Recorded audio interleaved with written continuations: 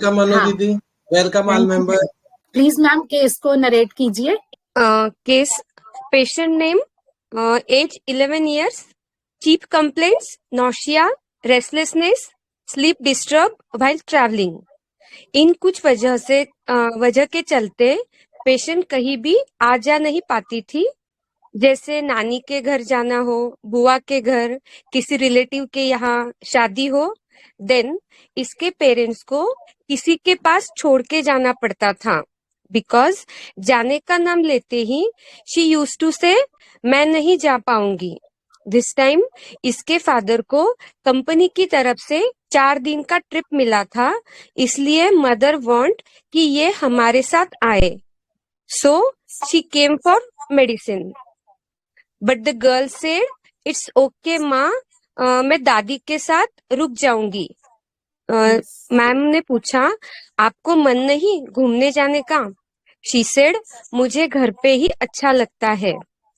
उसके नेचर के बारे में मदर सेड अच्छी लड़की है, शांत है। एक दो बार मदर सेड कि नोटिस किया है कि उसने अपने को मारा या दीवार में बाजू मारी। तो मैम ने पूछा अबाउट हर फादर एंड दादी, तो मॉम टोल्ड कि father has no time, he is a big businessman, always busy. मैं भी कितना ही देख सकती हूँ अकेले सब। He does not pamper anyone, he even does not know कि इसकी क्लास क्या है। Though he is very strict with all of us, and आपको पता है दादी लोग तो बोलते ही रहते हैं लड़कियों को। This was the case. This was the case. जो लोग अब मेरे साथ फेमिलियर हो चुके हैं उनको पता है, जैसे मैं अपना वीडियो केस भी डालती हूँ, मैं पूछती नहीं हूँ कुछ भी बहुत ज्यादा। जैसे कल हम करेंगे बीएससी में एक केस करेंगे, तो वो वीडियो केस रहेगा, आप देखना। मैं कुछ समझने के लिए बात रिपीट करती हूँ लेकिन क्वेश्चंस नहीं करती बहुत ज्यादा, क्योंकि वो मैंने आपको बता दिया कि अगर मैं समुंदर में गिर गई तो फिर कौन निकालेगा। तो दिस इज द रीजन कि जितना समझ आ रहा है उतना ही समझ लो। तो प्लीज, बहुत बहुत अच्छी इनपुट्स हैं, बहुत अच्छे रूब्रिक्स सबने लिए हैं। बहुत सीधा सीधा जाना था, लेकिन मेडिसिन हम देखते हैं, चलो क्या मेडिसिन हो सकती है। मैम एक तो ये बच्ची बहुत शांत है और गुस्से में खुद को मारती है या दूसरों को मारती है, और दूसरा कि इसे जाने के नाम से ही, घूमने के नाम से ही टेंशन हो जाती है, एंटीसिपेशन भी है, और इसकी दादी लोग बोलते रहते हैं तो रिप्रोचेज भी लगा, और जब डोमिनेशन भी दादी का लगा जो है। तो ये चीजें मैम समझ में आ रही है इस केस में।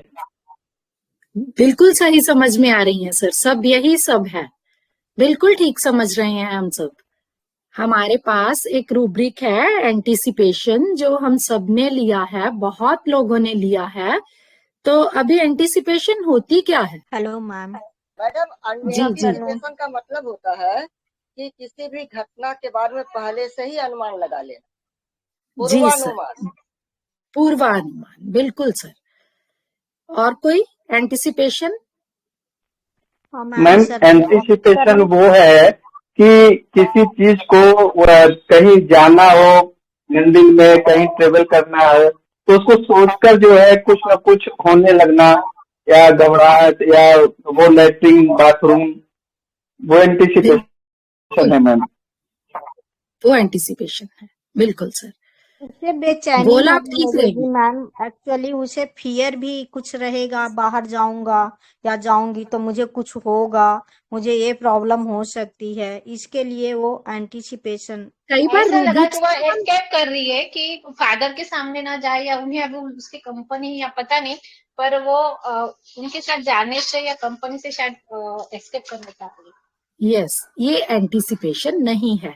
कई बार क्या होता है, हमारे पास इतने रूब्रिक्स हैं और हमें आता भी बहुत कुछ है आजकल, आप सबको बहुत कुछ आता है, तो हम उन्हें बहुत लाइटली, लूजली, जो भी आप वर्ड यूज करो, हम यूज कर लेते हैं।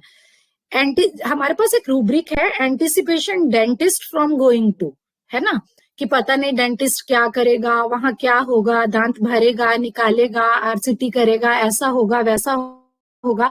बहुत पूर्वानुमान, बहुत कुछ हम सोच लेते हैं उसके बारे में, वो होता है एंटिसिपेशन। तो ये एलिमेंट्स फ्रॉम एंटिसिपेशन नहीं है। सीधी सीधी मदर ने आकर बात की कि इसे कहीं भी जाना होता है तो हमारे पास रूब्रिक है एंजाइटी ट्रेवलिंग बिफोर। हमारे पास बहुत सिंपल रूब्रिक है, ठीक है। इसके पेरेंट्स इसे यहाँ से 20-25 किलोमीटर दूर एक स्कूल है वहां पे भी डालना चाहते थे, लेकिन उसको ट्रेवलिंग से एंजाइटी होती है, इसीलिए वो घर पे ही रहना पसंद करती है। तो सबसे पहला रूब्रिक मेरे पास आया था एंजाइटी ट्रेवलिंग बिफोर। तो सेकंड, अभी और क्या लगा आपको? अभी रूब्रिक्स तो मैंने तो सिर्फ करेक्शन ही करनी है, रूब्रिक्स तो आप ही देखेंगे कि क्या क्या हो सकते हैं इस केस में। हमें कुछ अपनी तरफ से नहीं सोचना, जो पेशेंट ने बोला है और सामने दिखाई दे रहा है बस उतना ही सोचना है। क्या बोला मदर ने और क्या बोला उसके बारे में? चलो, मैंने बच्ची को क्या बोला कि उसके फादर ने जाना था थाईलैंड। उसके फादर ना बहुत, उनका फेविकोल का बिजनेस है, बहुत ज्यादा उनके पास छोटे छोटे शहर हैं आसपास के। जब भी टारगेट कंप्लीट होते हैं तो छोटी छोटी जगह, मतलब ऐसे फैमिली ट्रिप देती है कंपनी, तो उन्हें था कि हर जगह हम जाते हैं, इसे लेके जाते हैं इस बार। तो मैंने उसको क्या पूछा कि तेरा मन नहीं है जाने का? व्हाट शी सेड, अगर केस ध्यान से पढ़ा तो उसने क्या बोला? घर पे ही अच्छा लगता है। मुझे घर पे ही रहना पसंद है। हाँ, मुझे घर पे ही अच्छा लगता है। तो ये क्या है? गोइंग होम डिजायर में गोइंग आउट एवर्जन। नहीं नहीं, बाकी जगह तो सर वो जा होम सिकनेस। क्या? Home sickness sickness, ma'am. चलो, आज हम होम सिकनेस भी सीखते हैं। होम सिक क्या होता है? Bed remains. हाँ, बेड रिमेन्स तो ये है। आज हम होम सिकनेस भी बहुत लोगों ने लिया, हम साथ साथ ही क्लियर करते हैं कि होम सिकनेस क्या होता है। होम सिकनेस मैम, अगर कोई बाहर गया है तो फिर उसको अपने घर की याद आती है और वो वहाँ अपने घर की ही यादों में रहता है, वहाँ दिल नहीं लगता, वहाँ कोई तबीयत खराब हो जाती है उसकी। Yes, sickness। This is home sickness. वो तो अपने घर में ही है। उसने ऐसा मुझे बिल्कुल कोई इंडिकेशन नहीं दिया कि आंटी अगर मैं बाहर जाती हूँ तो फिर मेरा मन नहीं लगता, ऐसा उसने मुझे कुछ भी नहीं बोला। आपने बिल्कुल डॉक्टर खुशनूद, आपने बिल्कुल होम सिकनेस का बहुत अच्छा बताया। Feeling of being unhappy because of being away from the home. But ये लेते भी, मोहंते सर ने एक बार बताया था कि ऐसा नहीं है कि आप मार्केट गए आपको home sickness, it should B prolonged, कुछ टाइम भी होना चाहिए। जैसे बच्चे हॉस्टल्स में होते हैं, जैसे घर से गए फिर 10 दिन हो गए, फिर वो होम सिक फील करना शुरू कर देते हैं। ऐसे ही नहीं उन्होंने बोला कि 1 घंटे बाद मम्मी की याद आई and this is home sickness. तो it should be for a long period of time, so this is not home sickness, ठीक है ना। फिर वहां पर वो अपनी फैमिली को, फूड को, फ्रेंड्स को, सबको मिस करते हैं, फिर वो सिक होते हैं होम के लिए। This is home sickness. तो ये होम सिकनेस नहीं थी। Yes, this is bed. तो कंप्लीट कीजिए इस रूब्रिक को। विशाल सर ने बोला ना बेड है ये उसका। Bed desire bed remain bed. उसने मुझे बोला मुझे घर पे ही अच्छा लगता है। उसने मेरे को यही बोला ना, मैंने उसको क्रॉस क्वेश्चन किया कि क्यों नहीं जाना, तेरा मन नहीं करता जाने का? शी सेड मुझे घर पे ही अच्छा लगता है। अच्छा लगना क्या होता है? अरे अच्छा लगना एमेलियोरेशन होता है। इसको कंफर्ट जोन रहता है। एग्रावेशन एमेलियोरेशन हम पढ़ते हैं ना, बेड इन बेड एमेलियोरेशन, समझे ना। उसे घर पे अच्छा लगता है, कंफर्टेबल लगता है उसे, वहां पर उसे फिर नॉजिया, वॉमिटिंग ऐसा कुछ नहीं होता। तो ये बेड इन बेड एमेलियोरेशन, ठीक है। तो और मदर ने क्या नोटिस किया है कि कई बार वो गुस्से से अपनी बाजू मारती है दीवार पे, और एक उसने मेरे को और बताया था कि मैंने उसे अपनी चीक्स खींचते देखा है, ऐसे खुद से चीक्स खींचती थी वो अपनी, ऐसे मदर ने बताया था मुझे। तो मैंने इसका एक सिंपल रूब्रिक लिया, दैट वाज स्ट्राइकिंग हिमसेल्फ, ठीक है ना। मदर ने छोटे छोटे 2 इंसिडेंट बताए, ठीक है, clear? Yes ma'am. Yes ma'am.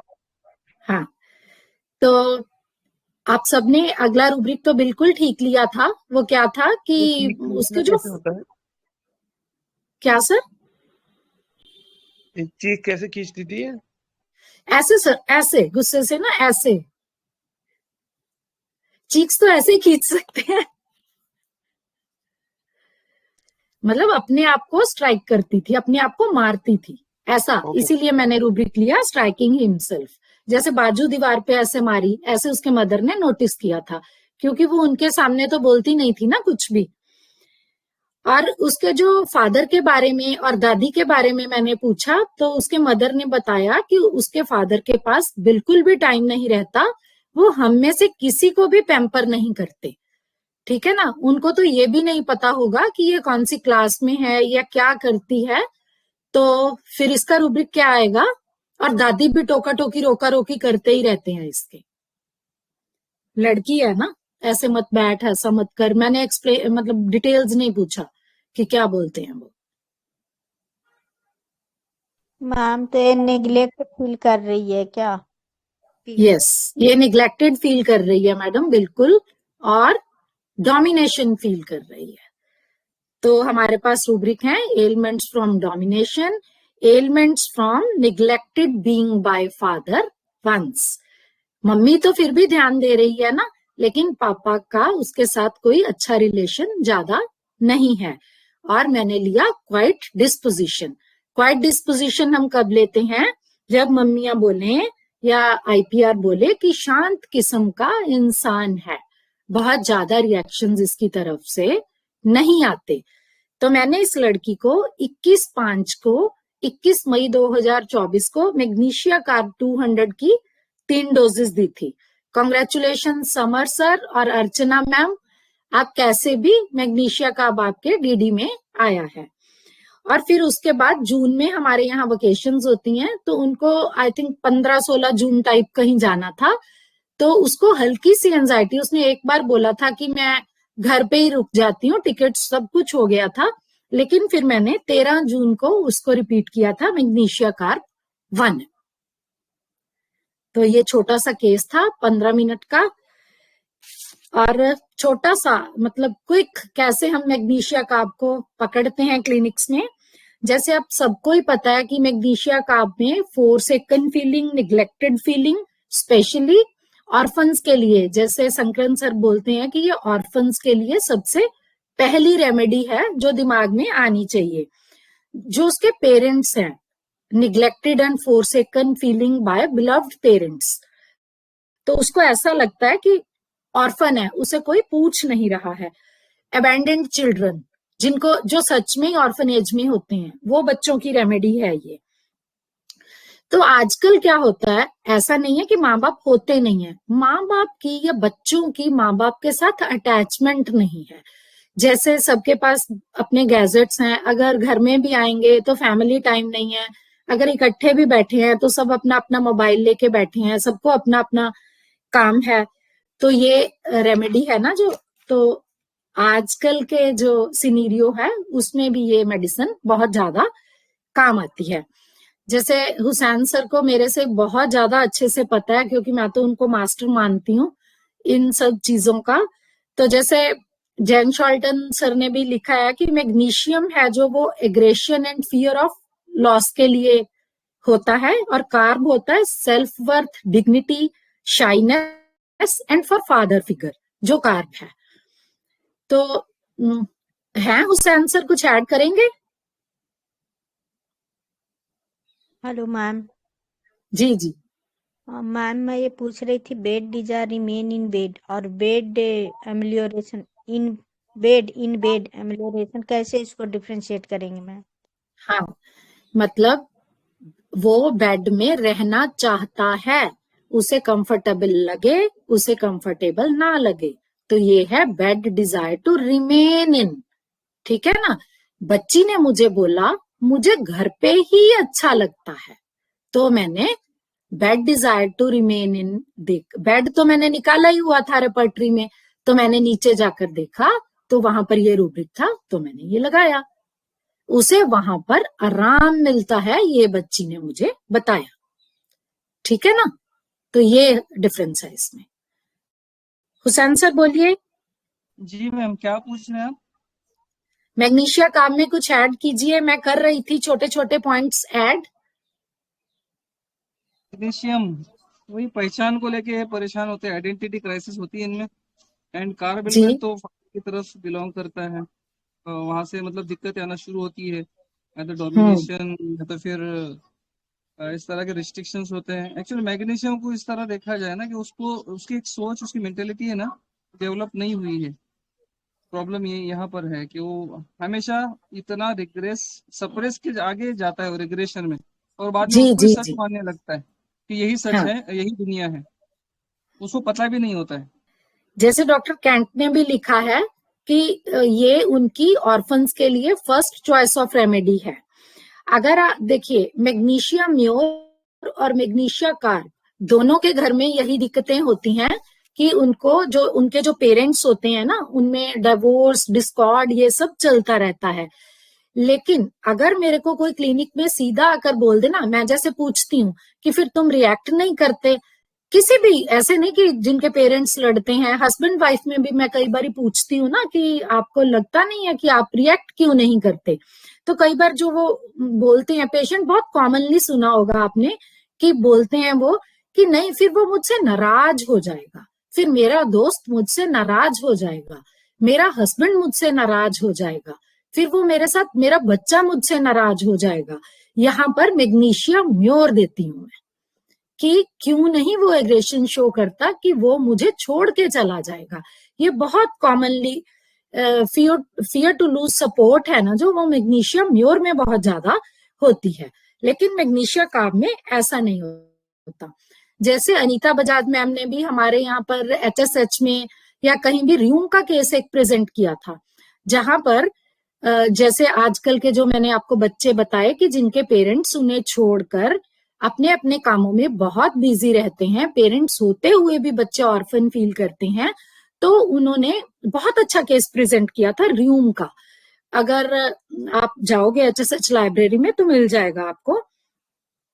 लेकिन र्यूम और मैग्नीशिया कार्ब का डिफरेंस ही ये होता है कि र्यूम के बच्चे बहुत ज्यादा क्रैंकी होते हैं, वो बहुत ज्यादा कैप्रिशियस होते हैं। लेकिन जैसे हमें स्टॉलवर्ट्स ने बताया है कि मैग्नीशिया कार्ब्स की तो डिमांड्स ही नहीं होती, उनको तो कुछ जरा सा चाहिए होता है, जरा सा प्यार, जरा सा खाना, जरा सा शेल्टर, जरा सी हमदर्दी, क्योंकि वो तो अपने आप को पहले ही ऑर्फन समझते हैं कि हमारा कोई है ही नहीं। लेकिन हमारे केस में बच्ची के फादर उसको बिल्कुल ही निग्लेक्ट कर रहे थे, बिल्कुल ही पूछ नहीं रहे थे। तो ये केस था। हमें किसी भी केस को क्रैक करने के लिए ना तो बहुत ज्यादा रूब्रिक्स की जरूरत होती है, हमें थोड़ी सी अंडरस्टैंडिंग की जरूरत होती है कि हमें हर रूब्रिक का मीनिंग पता हो, हर रूब्रिक को डिफरेंशिएट कैसे करना है ये पता हो, पेशेंट जो बोल रहा है उसमें हम अपने इमोशंस को ऐड ना करें, तो हम बहुत इजीली मेडिसिन तक पहुंच सकते हैं। जैसे मैं बड़े बड़े केसेस की बात करती हूँ, बहुत केसेस मैंने बड़े बड़े डीप पैथोलॉजी के भी प्रेजेंट किए हैं, वहां मैं बहुत मोटे रूब्रिक्स उठाती हूँ, जैसे क्वाइट डिस्पोजिशन, यील्डिंग उठा लिया, बड़े बड़े मोटे मोटे रूब्रिक उठाते हैं ना, जब 10 मेडिसिन रह जाती हैं, तब हम अपनी मटेरिया मेडिका की नॉलेज से भी उन्हें बहुत अच्छे से डिफरेंशिएट कर सकते हैं। तो ये छोटे छोटे पॉइंट्स थे। तो आई थिंक केस तो हो गया। अगर किसी ने मैग्नीशिया कार्ब में और ऐड करना है कुछ, देखिए फिर वो कहानी बन जाती है कि ऐसा होता है वैसा होता है। मैंने तो सिर्फ आपको मैग्नीशिया म्योर, र्यूम, मैग्नीशिया कार्ब, इसके बारे में छोटी छोटी टिप्स देने का ही मेरा इरादा था। छोटी सी केस थी, 4-5 रूब्रिक्स थे। बाउंसर्स एंड सिक्सर्स की आपकी आदत है छोटी छोटी टिप्स के जरिए। हाँ, नहीं देखो, हमने इजीली डिफरेंशिएट कर लिया ना, र्यूम क्या है, मैग्नीशिया कार्ब क्या है, मैग्नीशिया म्योर क्या है, ये छोटे छोटे डिफरेंसेस से हम आगे जा सकते हैं। आने वाली जनरेशन को मैं इनविटेशन दूंगा, जो अभी आने वाले होम्योपैथ जो हैं और HSS के माध्यम से जो सीखना चाहते हैं, हम आपके यहाँ पर कोर्स कराएंगे लाइव आपके क्लिनिक के पास, मतलब कि आप जरूर सीखें और उसी के बाद अपना क्लिनिक स्टार्ट करें। एक क्वेश्चन, बोलिए। माइल्ड और क्वाइट, मतलब आई शांत बच्ची है, I took it as mild and you said it as quiet, तो कैसे, when do you take mild and when do you take quiet? हाँ मैम, माइल्डनेस तो जैसे आपको बोलने से, जैसे आप बहुत माइल्ड साउंड करती हैं जब बोलती हैं, क्वाइट होता है कि आपके आसपास जो भी कोई हलचल हो रही है आपका रिएक्शन नहीं आता, दिस इज क्वाइट। ठीक है ना, शांत रहते हैं ना, लड़ाई हो रही है Right. आसपास, लड़ाई हो रही है, ठीक है ना स्मिता मैम, Yes. Yes. आप कितना Yes. माइल्डली बोलते हैं। निताल मैम कितना माइल्ड हो आप लोग, कितना प्यारा बोलते हो, मैं तो ऐसा बोल भी नहीं सकती, सोचूं भी कि मैं इतना प्यारा बोलूं बोल ही नहीं सकूंगी। ठीक है ना, this is mildness. Right. Quiet is a disposition. Okay.